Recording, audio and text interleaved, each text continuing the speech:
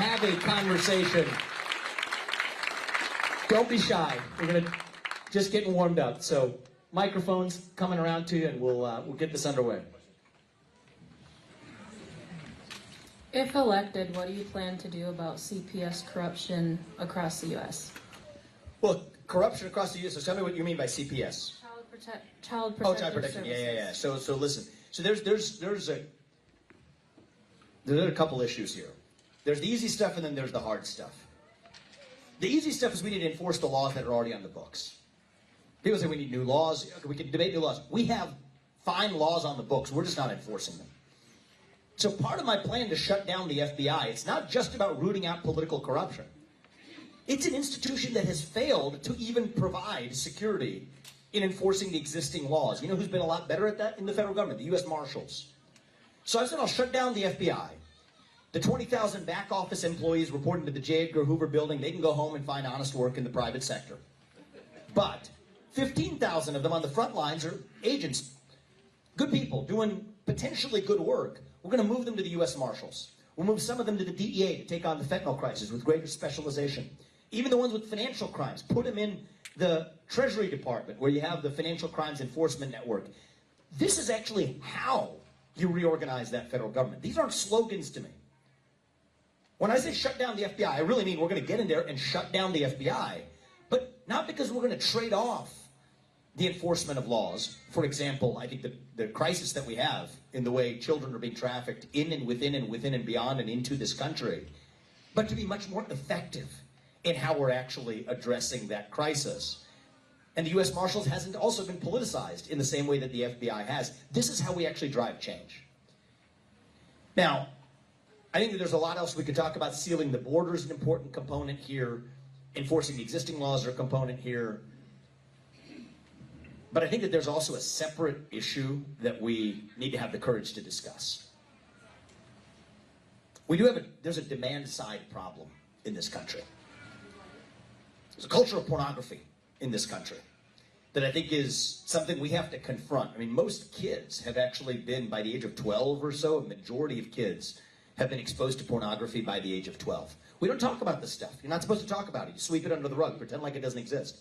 If you're going to stand for the truth, you got to speak the truth. Social media is a big source of where perpetrators and child victims actually establish their first point of contact. My view is, for so many reasons, if you're not old enough to smoke an addictive cigarette by the age of 18, or to have an addictive drink of alcohol by the age of 21, you should not be using an addictive social media product by the age of 16 either, especially when kids are getting Snapchat-driven Percocet laced with fentanyl. That's where they're getting it, on Snapchat. It's where they're actually setting up rendezvous for people who end up becoming child traffickers. These are taboo topics. You're not supposed to say this in public. I think we have to have the courage to confront the truth, the culture of sexualization, perpetuated by the proliferating cancer of social media, especially in youth. To have the courage to say, we're actually going to hold the hard line. No social media under the age of 16. We will protect our children. Children should not be exposed to pornography and a culture of hypersexualization at a young age. And by the way, a lot of that's happening even through our own schools in the name of transgender education. No. We have to stand for what's right. So the easy part, I will absolutely get through and do it. That's something the U.S. president can do on his own without asking Congress for permission or forgiveness. Reorganize the federal government, make sure we actually enforce the federal laws on the books, not by going and indicting our political opponents, spending the FBI's resources doing that instead of actually protecting Americans on American soil. That much will get done on day one. But I can't fix the culture alone. I really mean this. I think it's important for all of us to understand this. We fall into this trap of thinking there's going to be some political messiah coming from on high from the White House to save us. It doesn't work that way, guys. I'm not letting you all off the hook that easily either. If we are going to be saved, it is going to be because we save ourselves. There are some things the president can do. I do believe in a youth ban on any form of algorithmic social media. But it's going to take a culture of other leaders. Not just state representatives and legislators too, but parents, coaches, community leaders, stepping up and standing up with the spine too against the culture of hypersexualization that drives some of the underbelly of the beast that is at least 50% of this problem as well. Thank you for that question. I appreciate you. Thank you. Okay, please. Hi. I first just want to start off with a comment. I loved your debate the other night, and when I'm talking to people about you, the worst thing that they can say is, he sounds too good to be true. And so I'm like, I don't know what to do with that. Do you want him to be worse? Or, so... I'm Chat GPT. Yes, I heard that. That's great. The question I have, okay, first, homeschool mom, 7 kids. Love what you're doing about that contest you had. 7 kids homeschooled. Give her a round of applause. This is my homeschooling sister of 5 kids too. So nice. we're gonna take over the world together. Nice. But okay, so what I love is about education, it's quality, affordable education. And I love how you talked about the Egyptians when God said, here's a promised land, you're going to go out and secure it, and they look back to Pharaoh to take care of their needs. Yes. And so the other night you said something about the $80 kajillion that funds the National Department of Education, and you said something about returning it to the families. Yes. Okay, that's a hot issue right now. And I'm trying to figure out how it intersects with the federal level. So my question is going to be, what do you mean by that? Yep. Because Good. I think ultimately we need to set parents free. Yes. And I think anybody, a commodity belongs to the person that pays for it. Okay? Mhm. And so I am very cautious that the taxpayers don't own education, that parents own it. Yes. education. Yes. So this is a great question. Let's go into a little more depth. Okay. So the head of the snake in the U.S. failed education system is the U.S. Department of Education. They spend about $80 billion per year on a function that the federal government itself should not be involved with in the first place. That's just a hard fact. Okay. What I want to do is to take that money and to put it in the hands of parents. And I assure there are real concerns with the mechanics of how this works. So my view is you have to have a school choice option in order to be able to get those funds in the first place. That means every state has to probably have a program like that exists in Iowa to provide mobility, to say parents get to choose where they send their kids to school, regardless of whether or not they're trapped in a given zip code. This is the civil rights issue of our time. There's a second component to this. So I call it school choice on steroids. That's a traditional school choice view. You should have the ability to have economic mobility for your kids. I want to take that to the next level because here's another underbelly of the U.S. education system that isn't discussed, but it is a fact. The schools that spend the most money per student are also the schools that deliver the worst educational outcomes per student. So I want you to track me here for a second. I'll give you a real specific example. Like in New York, some of the worst schools are spending $40,000 per student per year. 10 miles away, you'll have a charter school or private school that spends closer to $12,000 per student per year. That's a $28,000 difference.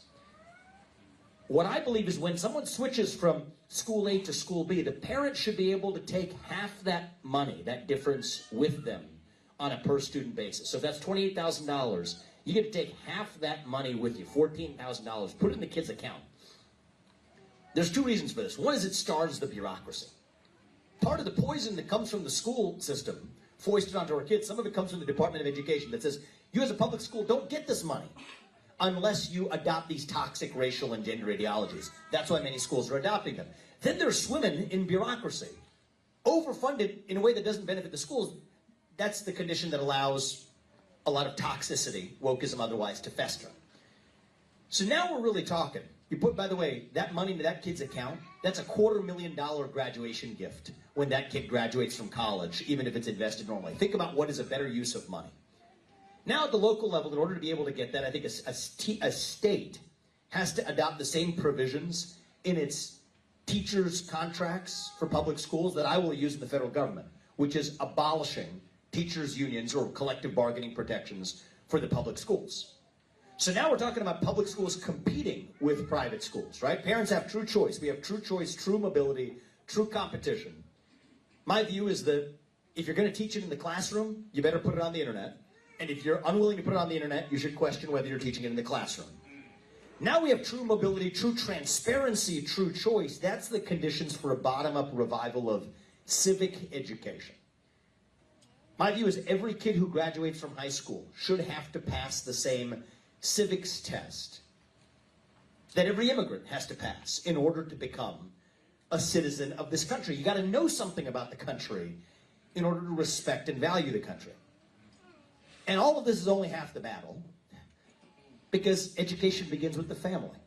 Whether or not you're a homeschooler, which I respect immensely, that's a courageous decision to make. And in many cases, the right decision to make. But for those who send their kids to public schools or to private schools, still education begins with the family. Now we have a federal government that is spending more money, taxpayer money, to tell women that they get paid more not to have a man in the house than to have a man in the house. So you create the economic incentives, you get what you pay for. We have 25% of kids being born into fatherless homes today that are 8 times more likely to end up in jail, 10 times less likely to graduate from high school. So we're using taxpayer money to subsidize that. So if you take the totality of what I shared with you there, some of that can be led by the U.S. president, some of that has to come bottom up from the states. Right? That's back to my earlier point. Each of us has to do our part. The president alone is not going to lead a full national revival. I'm a 10th Amendment absolutist. I believe that which is not reserved to the federal government is reserved respectively to the states and to the people. But you have a good governor in the state. There are other good governors in the state. If we lead a landslide election in 2024, and by the way, that's my job in this race. I do not think this could be another 50.1 election for so many reasons. I think we need a moral mandate to see this through. A Reagan 1980 style revolution in this country. If you look at the way I'm running this campaign, I'm going to some non-traditional places, from the south side of Chicago to Kensington in the middle of Philadelphia. We've been to California already. I think this has to be a landslide moral mandate election. That puts us in a position, both at the federal level and at state and local levels, to drive this national revival bottom up, a multi-ethnic, working class majority that actually delivers on the promises that I'm articulating. But shutting down the Department of Education, setting up the conditions for which that money can flow back to states to then, through their respective choice programs, to be able to put that in the hands of parents, that's going to require states to play ball with that, but it creates the incentives for the states to do it. This is how we create an educational system that goes back to being about the achievement of students rather than employment opportunities for teachers and the unions. And by the way, to admit that education is not just happening in the schools, it starts in the family. And yes, that the nuclear family, both parents in the house, is the best known and greatest known form of governance to man, and we should not pay people to disincentivize them from family formation. That gives you a sense of how I think about it. Thank you very much.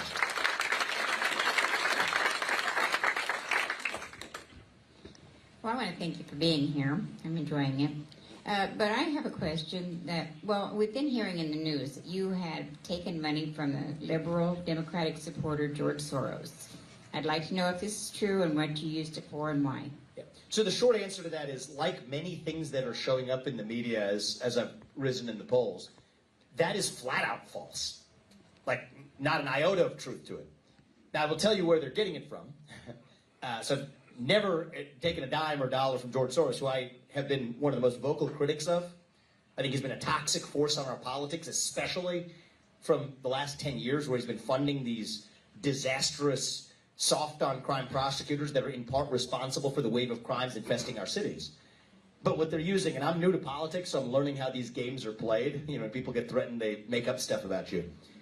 There was a generic scholarship that at the age of 24 I won that was funded not by George Soros, but by another guy who had the last name Soros. It was a family member of Soros who had independent wealth and as an entrepreneur in this country who's dead also. And it's a generic scholarship that hundreds of kids win to go to graduate school, that pay for part of graduate school. I won that at the age of 24 in 2010. I would have had to be a true fool to turn down that scholarship at the age of 24. But the fact of the matter is, if you run for U.S. president, people are going to take that and rake you through the mud over it. I mean, the reality is, and I don't hold this against the other guys either, Donald Trump took a $160 million loan from George Soros shortly before he ran in 2016. Is that disqualifying for him? No, he's a businessman. He does what he does when he's smart. Does that mean George Soros owns him? No. And Ron DeSantis has been criticized because George Soros' investment partners hosted a fundraiser for him in June, and George Soros praised him online. Ron DeSantis doesn't control that either. So I'm not one of these guys that's going to do the virtue signaling thing and pick at the others. But as it relates to my view on this campaign, at first it was kind of irritating when people run these smears, but the more I think about it, we should be skeptical, actually. And we've been taught to be skeptical if we learned something over the last 20 years in this country. But we do have a government that systematically has lied to us.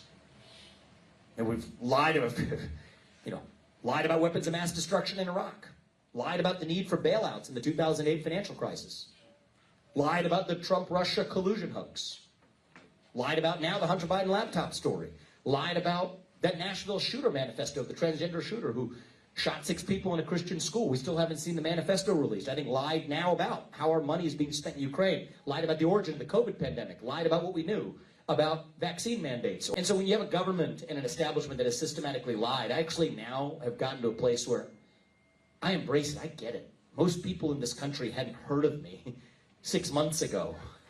People said, you started at 0% in March. I said, no, I didn't start at 0%. I started at 0.0% in March. And now I'm, at second in many of these national polls, and I'm running to be the next commander-in-chief of this country. And that is a serious position that deserves serious scrutiny for anybody who puts themselves in that position. And at this point, seeing it that way, I embrace it. And I think that is part of the process of having conviction in selecting the next president. But I'm glad you brought that up, and I'm grateful for those who actually ask questions honestly. Thank you for that. Thank you. Please. Simple question. Do you have a plan to prevent the opposition from stealing the next election? So, I'm going to be really honest with you. I need to get there. Right, to be in a position. I'm a private citizen. I'm a businessman right now. I've stepped aside from my businesses. Now I'm a candidate. But I'm a private citizen. I have no government authority or control right now. Here's what I believe we need to get to as a destination. All right, and this is one where I said I want to reunite the country. I will stick true to this promise. I will offer a compromise to anybody in the country on this. Okay, a happy way forward. Which is to say, in this country we have single-day voting on Election Day as a national holiday, with paper ballots and government-issued ID to match the voter file. That's how elections must be run in this country. That is a hard requirement for faith in our elections. But in return, here's the promise I will make, and I'll ask all of you to keep this with me, because I care about reuniting this country. We will get there. And when we get there, here's my pledge to the other side, and I intend to keep the pledge, which is that once we have those basics, which should not be controversial, then, and only then, but then we are done complaining about election integrity and stolen elections. You give me single-day voting on Election Day with paper ballots and government-issued voter ID matching the voter file, I will keep my end of the bargain, where I will not complain about stolen elections or election integrity. That should be something that moves this nation forward. So on a given day, you can tune into MSNBC or wherever and hear about the threats to our democracy from even asking that question. That you as an election denier are posing a threat to our democracy. I always wonder whose democracy they really mean. Our democracy. But if this is really such a vital issue, we have a simple agreement, hiding in plain sight, of something we can effectuate, a national holiday where everybody votes with a paper ballot and a government-issued ID. That should be something that, if this is really that grave of a risk to our republic, and I do think election integrity is important, and faith in elections is important, this is a solvable problem. So that's where I'll lead us. In order to get us there, I need to be your next president, which poses a bit of a dilemma, because we have an election that's required to put me in that office as your next president, which is why I go back to what I said earlier. This cannot be a 50.1 election. This has to be a landslide. This is not rhetoric, guys. If this is an election where MSNBC and CNN are slowly trotting out the winner the Monday after the Tuesday when we vote. I don't know if we have it in us as a country to withstand the cracking of the thin ice that takes place on the back of that. I am genuinely worried about that. And I just want to use this as an opportunity to speak candidly about why I'm in this race. I got asked this morning, but I had some very positive things to say day before yesterday about Donald Trump on the debate stage. I stand by them. I can't believe people found it eye-opening when I said that. I said he was the greatest president we've had in the 21st century, and I won't apologize for it. That's a fact. So people are like, did he just say that? Yes. George Bush, Barack Obama, Joe Biden, Donald Trump, it's not even close, right? And so I don't know that was a head-spinning thing to say, but then you get the question, well, then why are you in this race? I am in this race because I think I am the single person who is going to be able to deliver that landslide election that we need in order to save this country. That is what's on the line. Republican or Democrat, this cannot be a 50.1 election. We are not that far from a breaking point as a country, right? Sometimes that's only easy to see in retrospect. You got to see it in advance to prevent it from happening. This is where we are right now. So I'm not running strictly in the traditional sense as a Republican candidate. I could care less. I'm running as a pro-American candidate. That's what matters. Do you agree with the basic rules of the road? Right? Do you agree on the pursuit of excellence, free speech, open debate, self-governance over aristocracy? Do we agree on the basic rules of the road? I think 80% of this country does, actually. And I think half the 20 are people younger than me who never learned those ideals in the first place. We'll teach them and bring that 10% along too. Yeah, maybe we disagree on whether corporate tax rates should be high or low in a given year. Those are details. But on the basic rules of the road, if you don't get it through the media or social media, you get it by being in rooms like this with, and I know most of you in this room probably agree with those ideals, but I challenge you. I believe that most of your neighbors and your classmates and your colleagues share these ideals in common too. I truly believe that. I think you do too, but you're not quite sure about it because we don't feel free to talk about it in the open. Right, so that's how we call the bluff on the manufactured division across the country, is each of us has to start talking openly again. That's why this campaign has been so unfiltered. Right, speaking the truth about the topics you're not supposed to talk about in public, because that's exactly how we unite this country. And as somebody who's 38 years old with fresh legs, who's, I hope, God willing, my best days are still ahead of me. I don't know that. I don't take any day for granted. Every day we wake up is a blessing. I don't take for granted the fact that I got to wake up in Wisconsin, that I'm with you guys here today. But I hope and pray that my best days may still yet be ahead of me. And I think it takes somebody in that position to see a nation whose best days can still as yet be ahead of itself.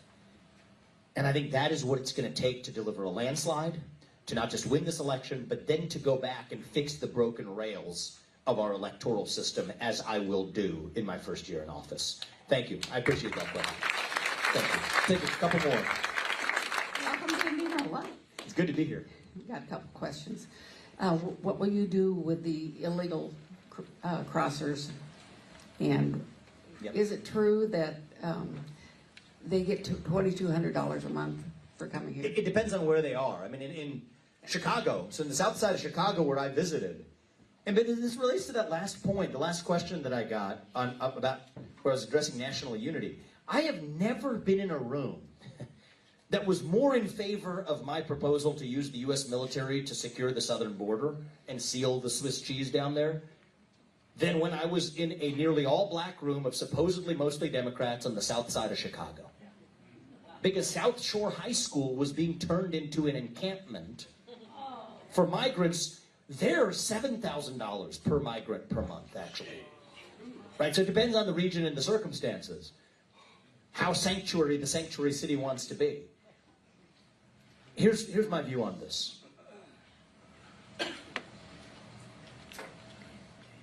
And I want to say this in a way that is and approach this in a way that is actually compassionate to our fellow human beings, all of whom we are made in the image of God.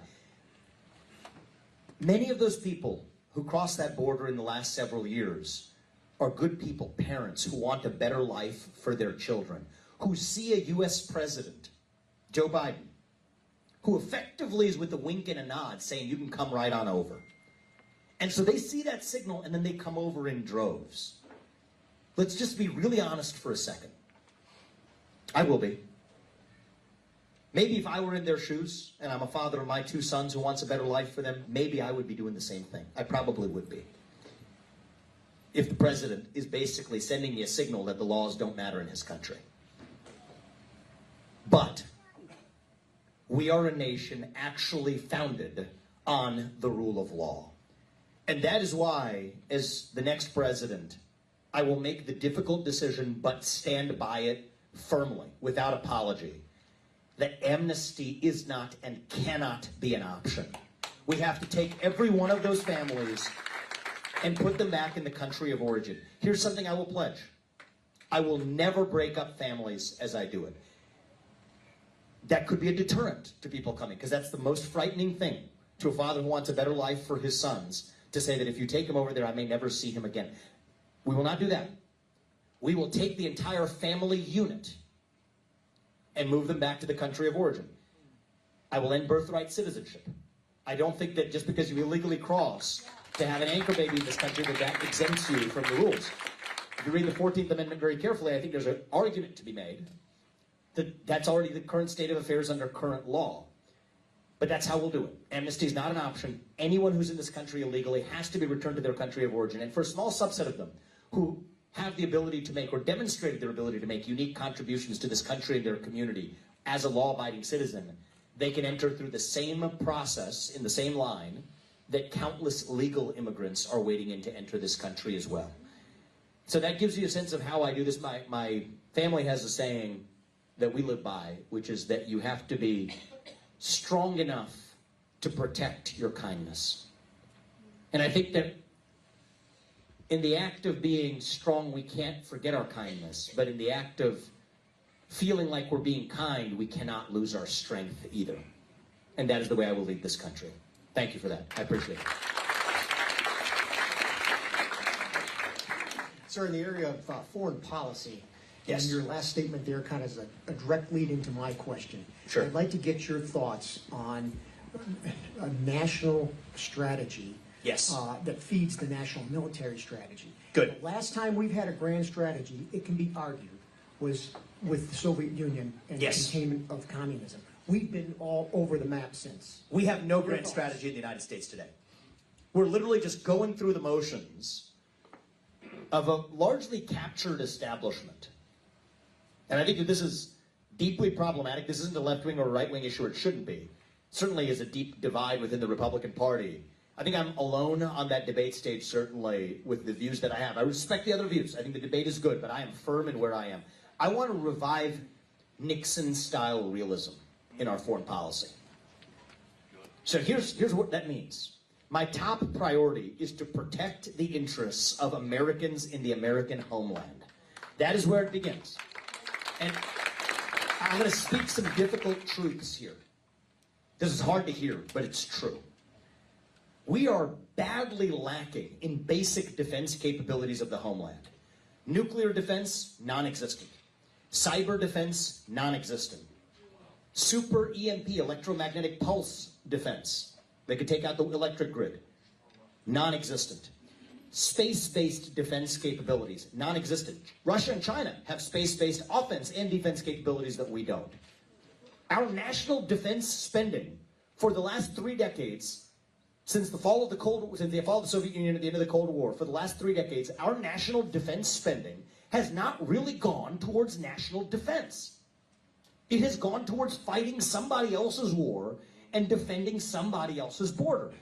Even today, as we speak, we're sending $200 billion worth of U.S. military aid to defend an invasion across somebody else's border without defending across the armed invasion. It is literally an armed invasion now across our own southern border. So I believe in a modern Monroe Doctrine. I believe in reviving the Washington Doctrine, the George Washington Doctrine, to say that we look after American interests while minimizing foreign entanglements that don't advance American interests. What does this mean, tangibly? End of the war in Ukraine. Not another dime of support. Do a deal that brings that war to an end. What would that deal be? Freeze the current lines of control. A Korean War-style armistice agreement. Make a permanent agreement that NATO will not admit Ukraine to NATO. Those are real wins for Putin. I will admit that. In any good deal, everybody has to get something out of the deal, but we get a greater win in return. The win we get is that I will require Russia to exit its military alliance with China. The Russia-China military alliance is the single greatest threat to the future continued existence of the United States of America. I know it sounds provocative to say it that way, but I really mean what I say. If we enter serious conflict with the combination of the Russia-China alliance, as I believe Joe Biden is sleepwalking us into potentially right now, with Republicans to aid him in the process, most of the Republican Party standing by him as he does it, I think we face a non-zero risk that the United States of America as we know it could cease to exist. I know that sounds extreme, but this is the truth. We do not have even homeland defense capabilities. We don't even know what Russia's red lines are. And we're waltzing our way into conflict with a nuclear superpower that has nuclear stockpiles greater than ours because we haven't stocked up in a 30-year non-procurement period where Russia and China were arming themselves to the teeth. So that's what I'll do in Ukraine. This deters China from going after Taiwan. Against conventional wisdom, because conventional wisdom is like, oh, well, Xi Jinping might feel more bold to get to Taiwan if Vladimir Putin got a piece of Ukraine. No. Xi Jinping feels bolder to go for Taiwan if he knows that Russia's in his camp. But if we pull Russia out of the China alliance, his bet right now, Xi Jinping's bet, is that the U.S. won't want to go to conflict with two different allied nuclear superpowers at the same time, because he correctly observes that they would likely win. But if Russia's no longer in China's camp, now Xi Jinping has to think twice. This is how we deter China from going after Taiwan. I think, you know, the expanded partnership with India is an important part of deterring China too. And I promise I'm not just saying that because my name is Vivek Ramaswamy. Okay? To tell you the truth, part of the relationship with India, the problem is trust, dating back to the Cold War. And if there's anybody who's going to rebuild trust with India in a first term, it better darn well be a guy with my last name. But on a serious note, China gets its oil supplies running through the Indian Ocean and the Andaman Sea and the Malacca Strait. We need a reliable partner there to say that they would, God forbid, in a conflict situation with China, block that. That deters China from going after Taiwan. I think we should turn Taiwan into a porcupine. This is a word used by many, I would say knowledgeable military scholars today. The porcupine strategy for Taiwan. You know, people in left-wing media laughed at me when I said this, but actually many people who are knowledgeable about Taiwanese defense said this was actually a sensible idea. Export the Second Amendment to the island of Taiwan. Put a gun in every Taiwanese household. Train them how to use it. That'll make Xi Jinping think twice before he goes after Taiwan, because the Second Amendment was designed to keep foreign autocrats at bay. And in the United States, it's worked pretty well to do that. You think about Japan, South Korea, the role that they're going to play as well. Declare economic independence from China. We can't depend on our enemy for our modern way of life. The Chinese spy balloon flying over half the United States, if that were a Russian spy balloon, we would have shot it down in an instant and ratcheted up sanctions. We didn't for a Chinese spy balloon because we're scared. Why are we scared? Because we depend on China. We're addicted to China. Addicted to the fentanyl they're pumping across our southern border as part of a one-sided opium war. Addicted to the digital fentanyl they're putting in our kids' hands in the form of social media. Addicted to financial fentanyl in the form of our national debt that we don't have the courage to wean ourselves off of. And so I think this is how I think about foreign policy. Protect the homeland, declare independence from our enemy, deter Chinese aggression, recognize the USSR doesn't exist anymore, but communist China does. And as odd as that might sound, that I have to be the one saying this, I think it will take an outsider to get that job done. Reciting slogans from 1980, memorized by rote, will not work to address the unique solutions that we need to deliver today. And just as Nixon didn't trust Mao, I don't trust Putin. But I do trust other autocrats to follow their self-interest, just as they can trust us to follow ours. And that is how we project, and actually, more importantly than projecting, is creating true American strength while avoiding World War III, which we're far closer to than many in the foreign policy establishment are willing to admit. And the only way I will be a wartime president is indeed if Joe Biden sleepwalks us into one before I walk into the Oval Office. But even then, I have a clear vision of how we'll get out of that. And I hope and pray that we're not there. I will keep us out of it. There's only one war I will declare as the U.S. president, and that is the war on our own shadow government and administrative state here at home. In foreign wars, we're keeping ourselves out of it. Thank you. One more question, and then we'll stay for pictures, and I'll hang out for a while. What will you do about the U.S. territory that Chinese are buying or want to buy? Yeah, so we have to take a hard position on this. I will sit across the table from Xi Jinping, and he will know that I mean it. I will prepare myself before I sit across the table from him. We'll already begin the onshoring process to the United States. We will already enter bilateral relationships with Japan, South Korea, India, and elsewhere to be able to move some of those Chinese supply chains, if not to the U.S., which is my first choice, immediately to one of the allied nations. And then I'm going to sit, probably by late 2025, across the table from Xi Jinping and have a serious conversation. Say we're done with it. We're cutting the cord. We are decoupling and declaring full economic independence from China unless you play by the same set of rules. No more forced technology transfers, forced data transfers, forcing companies to do your political bidding around the world. We're done with it. We're out. You know that we can handle it, and I know that you can't, because China's in a tougher spot than we are. But if he's not willing to budge, then we cut the cord and we're out. We will ban China from buying any land in this country. We will ban China from donating to universities in this country. We will ban U.S. businesses from expanding into the Chinese market. We will hold China accountable for unleashing hell on the world with the COVID-19 pandemic, using every financial lever, including but not limited to our national debt, to actually get that done. Because if you don't hold them accountable for last time, there will be a next time, but not on my watch will that happen. But you know what? That's going to be easier for us to do because Xi Jinping's in a tougher spot than we are if we have the vision to actually open our eyes and see it. The spine to stand up for who we are. His view of us right now. It's actually an interesting place to close this out today is, put yourself in his shoes. What do you see in the United States of America? He says, you all are addicted to me. You don't have it in you to do what you need to do to declare independence from me. So you just try and see how that goes for you. You are addicted to the drugs that I'm pumping across that southern border. You're addicted to the apps that we're putting in your kids' hands. You're addicted to the companies that jump like circus monkeys, asking how high when I say jump. From Larry Fink to to Tim Cook to Jamie Dimon, you name it. American CEOs, your biggest CEOs who you all look up to, tell your kids to grow up and be like, they jump like circus monkeys because I can hold my carrot of access to the Chinese market out as the tool that gets them to dance to my tune. So you just try declaring independence from me because you all can't handle the inconveniences that would produce for you. Well, here's the truth. First of all, it's when you're most willing to make a sacrifice that you don't have to make one at all.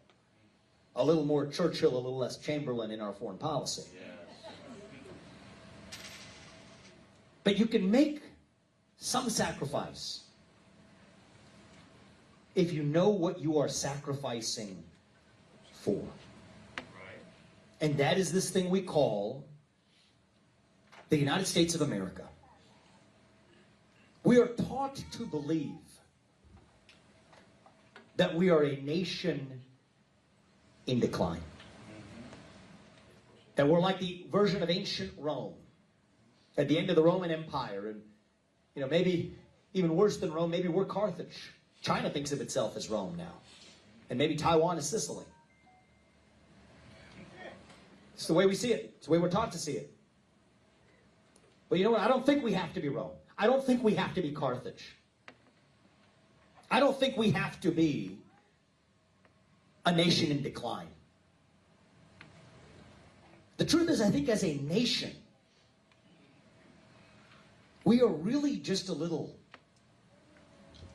young, actually. Going through our own version of adolescence. Figuring out who we're really going to be when we grow up. And when you see it that way, at least for me, it takes some of the pressure off, actually. It makes sense. When you go through your adolescence, you go through your identity crisis. I did. You lose your sense of who you are. You lose your self-confidence. You lose your way a little bit. But we are stronger for it on the other side when we get to our adulthood. So no, I don't think we have to be a nation in decline. I think the truth is we can still be a nation in our ascent. Maybe we're even in the early stages of our ascent. Maybe we're not even yet at base camp on our way to that mountaintop.